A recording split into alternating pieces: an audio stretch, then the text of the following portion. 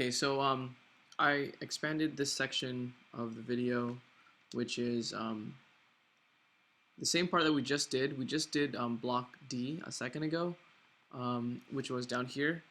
But then I realized, I hope you did this in pencil, um, that we want them to match over here. So what I did is I blew it up a little bit. Our work was still correct. It is correct in sense, but what we want to do is actually match it to the formula, which is to the right. And I only looked at the first column when I should have looked at what was next to it.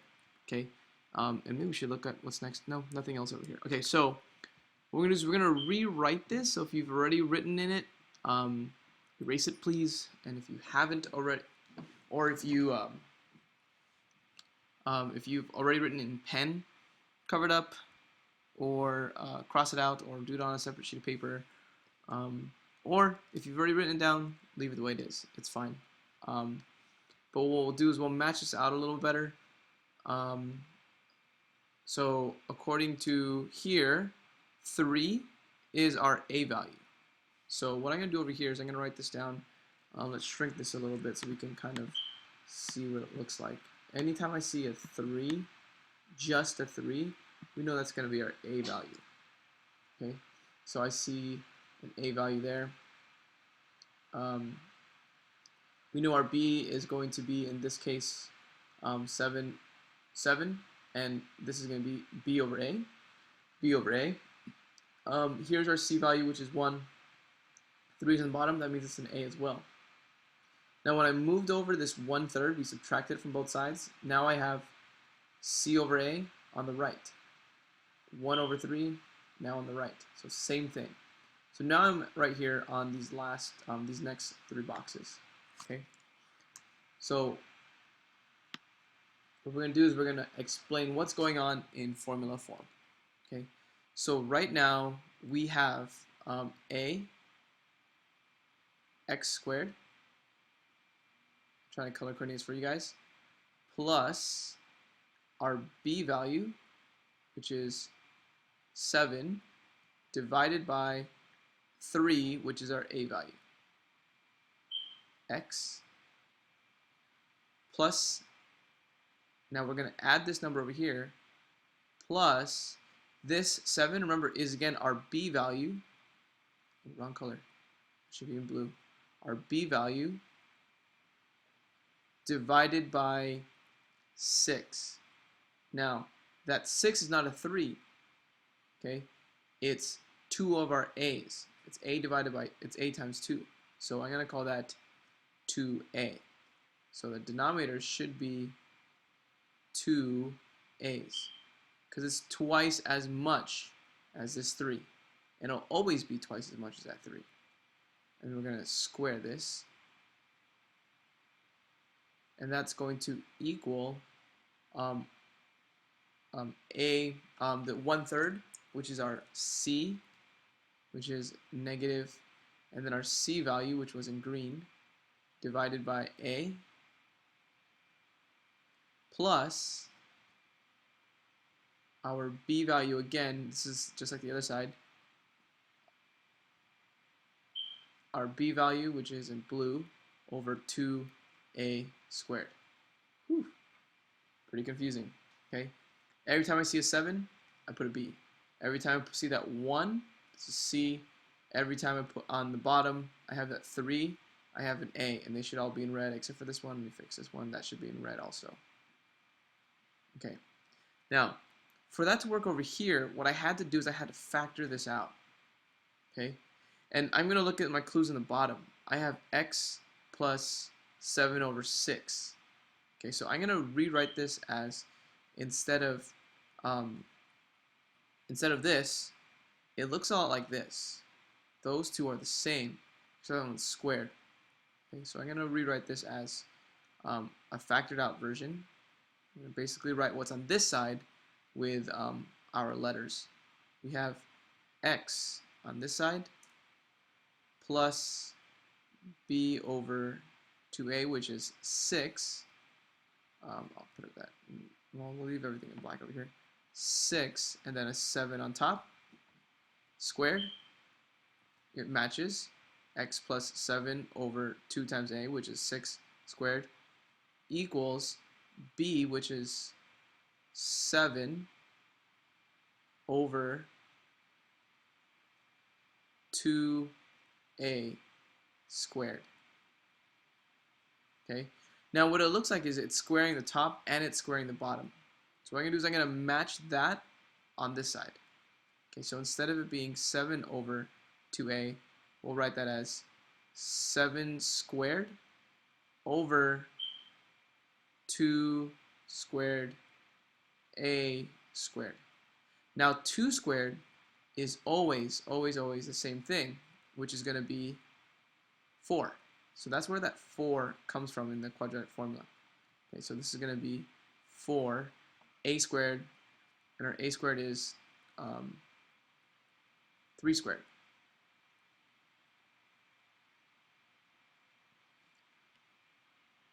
Okay, so 7 squared times 4, which was that 2 squared, times our a value squared, which is 3 squared.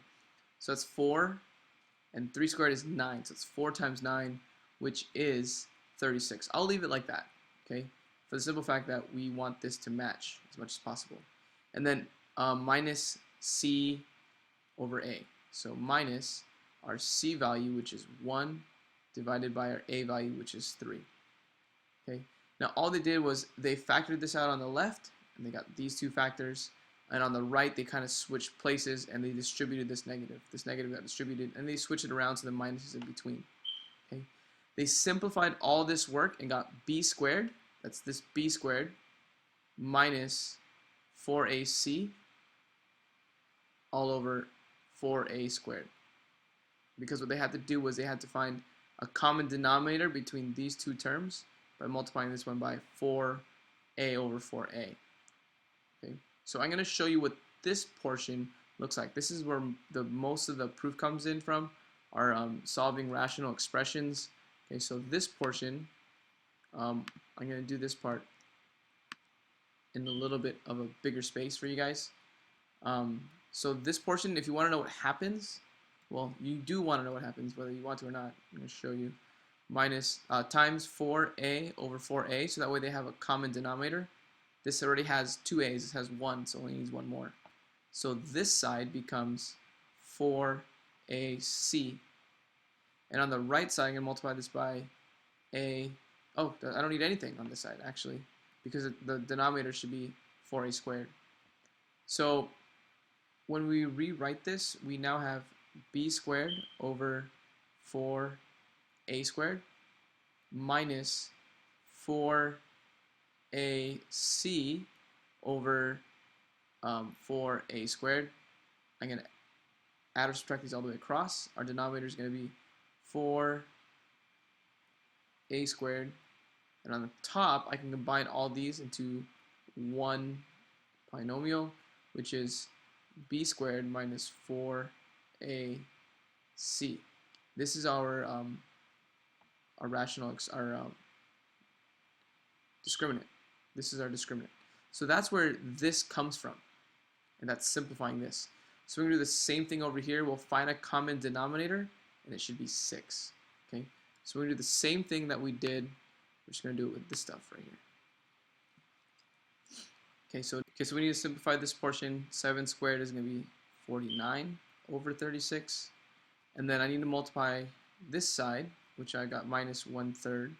I need to multiply this one by 12 over 12. I need to do that so I have a common denominator. This should be negative 12 over 12. Oh, sorry, 36. Negative 12 over 36. That was my whole goal.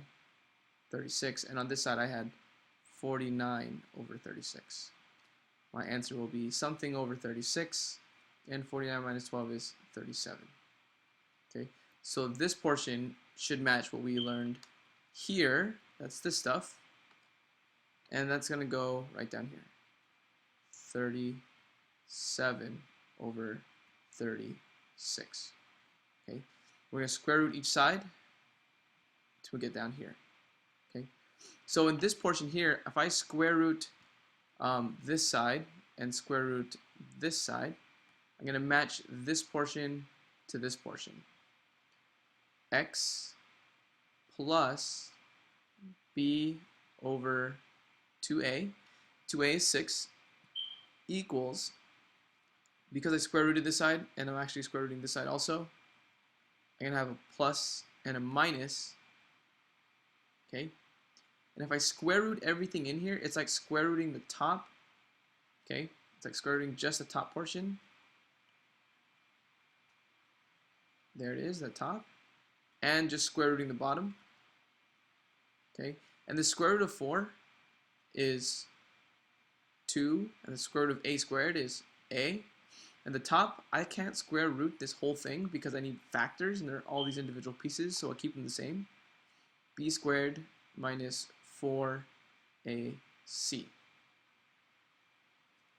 Now, this is starting to look a lot like our quadratic formula. Alright, so that's going to be squares C, D, and E. Let's make our way to the left a little bit, or sorry, to the right. And fill out A, B, and F. Okay. Right down here at the bottom, what they did is they moved the 7 over 6 to the other side, so that way they go together. That's the same thing as moving your B squared, your B over 2A to the other side. Okay, so what do we do for A? A says divide both sides by the coefficient of x, and the reason why we're doing that, let's make this a little bit smaller, is to get a leading coefficient of 1 in order to factor perfect square trinomials.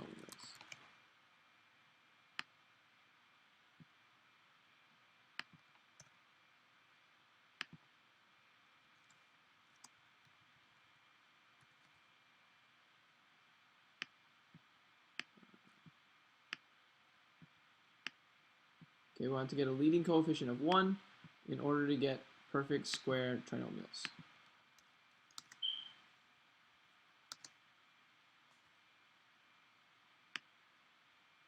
Alright, now from here it says isolate x squared and x terms using addition property of equality. So what that means is we want just these x terms by itself, okay? And the reason why we're doing that is so we can create a C term that will factor perfectly.